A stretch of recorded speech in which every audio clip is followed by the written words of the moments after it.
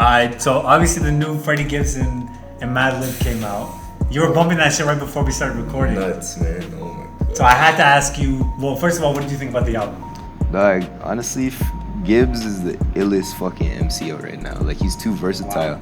He'll spit over some Madlib shit. He'll spit over like that Kenny Beats shit. It's like different because like he's able to have like precise flows over boom bap, precise flows over trap shit, and he'll even fuck around and do some like goofy like singing shit on one of his projects. You know, and that's the thing. Like, it's like he's not afraid to just do whatever because it's like he's not. That's what I feel like. You shouldn't be catering or pandering to a certain audience. It should be more along the lines of like whoever fucks with you, and then you drop something that whoever else fucks on you on top of that just is attracted based off of your sound. You're not like catering to, oh, let me try to get this type of sound or this type of record or that type of record just to bring in a new audience. You know, like that's why I fuck with Gibbs, because it's like he's solid with what he does, you know? For real. What do you take mostly from Gibbs that you kind of incorporate in your style? I try to switch up flows here and there, but like I do this on the next level, like flows pretty much, and like trying to rap over different types of beats more. Cause like my first project, it was called The Bear Market. It was straight like what would be considered boom bap. You know what I mean? Well, didn't you have a Surplus before that, like the Surplus project? Yeah, but it was just like extra little shit, freestyles and shit. It was just like a 3-track project. I wouldn't really consider it a project, you know. But yeah, man, like. From Gibbs, you got to take like the flow switches and like just trying to be versatile. That's the way I see it, you know, utilizing different beats, and that's why I try to reach out to different producers. Like, there's this one kid, he's from Airdrie. His name is like on Instagram, Raja Productions. Oh yeah, the guy from 10 out of 10. He did like some of the beats there. Yeah. Okay, I don't know. Is that the same guy? Yeah. No, there's two different producers named Raja in the city. Oh really? Yeah. Maybe it's the same guy. He's 16 years old. That other dude, I think he's like older and yeah, he's a bit older. This little kid's 16 and he just reached out sending me beat packs and shit. I'm like, I always try to cop like a beat off him because like he's fucking nice for his age, for real. So like, yeah, man, I don't know, just reach out to people like you were saying, like, building relationships. You gotta like, especially within a city like Calgary that's not. I feel Calgary doesn't necessarily know how to respond to art and culture to an extent. You gotta take the initiative. Yeah, so sure. Like you gotta branch out for real. Yeah, definitely. And the circle's kind of small too, right? So like your chances of running into the people you already met is like it's really high. And the thing is, like, everyone knows everyone through someone. You know what I mean? Yeah, it's a small world in Calgary, especially in Calgary. Yeah, like I met Cash the other day, and he was saying that like you and I should collaborate actually, like because I sang for him. I have that like old school kind of voice. He's like, yo, you and Prophet gotta connect. But where'd you link Cash anyway? At his birthday party. Oh, say where you went to his birthday party. Yeah. That's crazy. Okay, dope. Yeah, I like his vibe a lot. Yeah, Cash is on the next level for real. Yeah. Shouts out to Cash. He is on the next level. Like I saw him, I'm like, yeah, you're on another level. For real, yo. Cash could freestyle an album if he wanted to. Like, legitimately freestyle an entire album if he wanted to. I've seen that guy go into a studio. He was faded as fuck. I don't know what he was off of. And he went in. He was like this. He was like, and then he just started spitting the hottest freestyle. I was like, holy shit! Like I've never seen this. Where did this guy come Some from? people are just they can do it at any mental state. They're just so good. Yeah, Rubik's is like that too. I saw him. He was faded. He was off weed, but he was so clear though. Like when he was rapping, I was like, holy shit! Like Rubik's though, for sure. Yeah, Rubik's been nice, man. For real. Yeah. So what do you have coming up then? I should have dropped my album back in March, but like I'm still. We're waiting for that shit, dog. Yeah, we're waiting. I've been checking on Tidal, SoundCloud, YouTube. Like, where is this project? Yeah, no, my next project. Like, I have a series of four projects. The first one was Hevel. The second one is gonna be Smoke and Mirrors, when I'm about to drop. Hopefully soon. Smoke and Mirrors, and then the next one is G Virtues, and then the fourth one is Streets of Gold. So it's like a progression, and a little like not necessarily a storyline, but like people will see, like they'll understand like the movement through the projects essentially, So, but yeah, like I'm honestly like the biggest thing that's holding me back is features. I'm waiting on features to come through, and like I really fuck with the 2 tracks I'm waiting on for features, and I don't want to cut them off. Like, I don't know, I might just have to write another verse on them, but I'm like, fuck, I really want these people to be on those projects, because I feel they could fit the vibe very well. Right. What is the vibe? I'm curious. The one track is like not necessarily because I stopped smoking back in April 2018, but it's like almost like a stoner vibe, like a stoner vibe on a different type of wavelength though. Like people understand when they hear the track. But there's this one dude that I won't say his name at the moment, but like I know for a fact he would like fit that vibe very well. So I'm just waiting on that, you know. Nice. Cool. Dope. Well, we're looking forward to it then. Why did you stop smoking? Clarity. I just wanted clarity. And but yeah, the reason I stopped burning trees, one for clarity too. I was spending a whole lot of money on weed, man. And 3, I feel once the government tells you to do something, that's when you should stop doing it. He's on his woke shit. I ain't gonna lie to you, man. Like and plus the thing is, you see like, I see guys buying weed from like the dispensaries, and the J's like that big, and the filter's like half of the J. Oh, 100%. That shit gets on my nerves, Yeah, yo. I ain't 100%. fucking with that. Anyway. Why do you think like so many artists like use weed for inspiration? Like, why is that? Like, or you know, like how comedians like it makes smoke you think up and then differently. right? It makes you think Yeah. differently. Like I had this conversation with my boy before, and like it makes you think in a different way. Like I used to like burn it because I was a chef for a while, like a line cook, and like I'd burn a J after work and just like sit in my car before I went home and just like play a beat and like write about like 2 verses out to it, because the way weed hits you, it makes you think on a different wavelength to an extent, you know.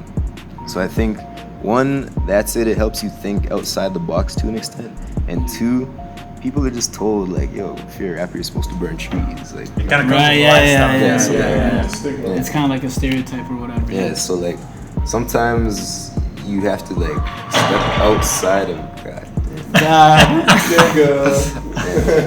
but sometimes you have to step outside of, you know, what people are expecting you to do, like, you know, the stereotypes and shit, you know, because I don't want to fit into anyone's box, you know. So, Yeah. Dope. You want to be your own person, yeah. for real, dog. Yeah, man. So I want to kind of open the discussion up to the circle.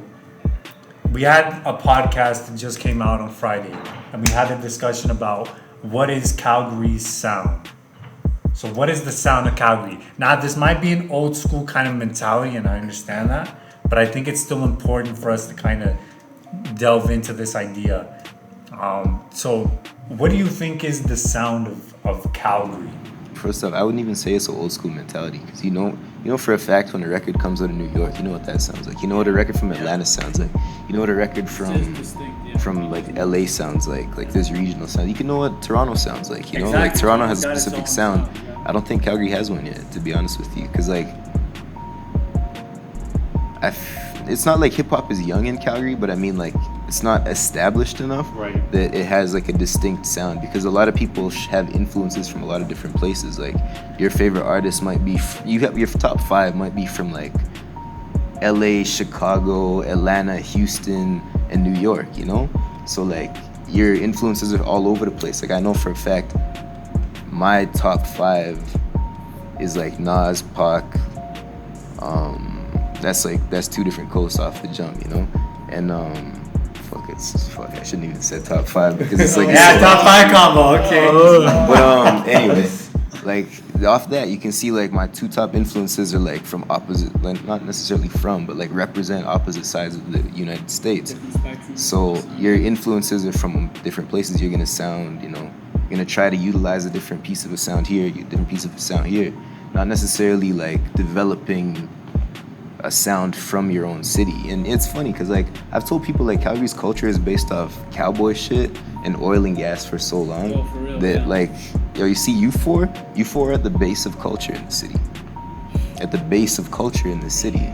So it's like I've said this before to Telly Bomba from YYC Records. YYC Records, shouts out. And I was like, dog, this is like the base of a renaissance in the city.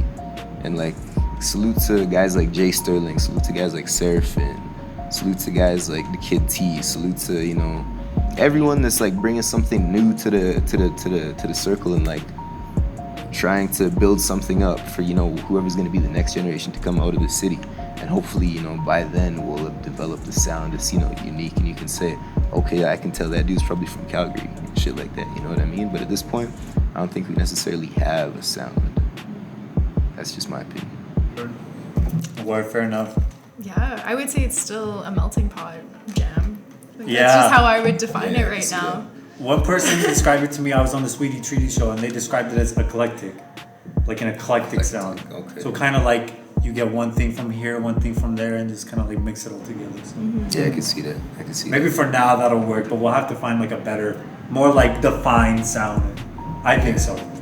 I don't even know if it's necessary though. Like, You don't think? Maybe that's an old school mentality. That's what I'm saying. like Maybe I said, an it's not school old school because like certain cities, you know for a fact, like YG, you can tell that's LA. You know, Joey Badass, you can tell that's New York. Maybe we need to develop a sound first, and then we can have the spin-offs. Yeah, I can see that. Because it's not like everyone stays in the same box. Like, you have guys like A$AP Rocky back in the day was trying to sound like Houston cats. UGK and shit, Yeah, exactly, for real. right. But they had a base to work from. Yeah, true Right, facts. so- True facts. I don't Yeah, know. man, but it's the thing. It depends on your influences. Like, you can tell certain people's influences were generally the people from their city. Our influences aren't necessarily from our city, you know? So, Yeah. No doubt. And then the last question I want to ask is, what does it mean to be hip hop? What does that mean? And we'll open it up to the rest of the crew as well. What does it mean to be hip hop? That's like a very open-ended question. Or like being hip hop can mean a lot of things, right? Being hip hop can mean like the music, the culture, the way you talk, the way you dress, right? Yeah, I feel like it's probably a combination of all those things. You know, being part of a community that like enjoys hip hop culture. Yeah. I think being hip hop is being the illest motherfucker and staying outside of people's expectations. Because that's what it was from the jump. Yeah. Look at Big Daddy Kane. Look at Rakim. Look at Slick Rick. Look at fucking, Grandmaster Flash and the Furious 5, Curtis Blow. They were the illest motherfucker and they never stayed inside the box. For real, so. I kind of give this a little bit of thought, but to me, being hip hop is lacking the fear of, or not being afraid of being yourself in a tough circumstance, where somebody is trying, like you said, put you in a box. Somebody's trying to make you feel a certain way. Somebody's trying to put you down, and you're like, no, fuck that. I'm not trying to be what you're trying to make me to be. And you want to do what your heart is telling you to do, right? Because, some kid in the Bronx decided to rhyme over a disco record, right? Because he felt that was right and made that shit cool, right? We weren't supposed to put our hands on vinyls. We weren't supposed to break dance on cardboard. Right. We weren't supposed to paint on trains, but we felt that in our heart. That's what it means to be hip-hop, doing the things that you think feels right. So. Yeah, I would agree with that 100%. Like, that's what it is. No doubt. No doubt. I'd probably go to just the elements and the principles of the culture. So, peace, love, unity, safely having fun through breaking, MCing, DJing, beatboxing, graffiti writing, street fashion, street knowledge, street language, street entrepreneurial shit. Okay then. That's just what I go to. You know what I mean? It's got that tatted somewhere. No doubt, because that shit means a lot to me. So. Yeah, okay, dope. Okay, and then I want to end off in this. Yes. Are we ciphering right now? I want to open up a shit. cipher. Okay, so the thing is, the recording quality is not going to be that great. So I know that, but I still want to fucking do it. Alright, man, what it works. Alright, so let's get it. Let's fucking do it. Hold up.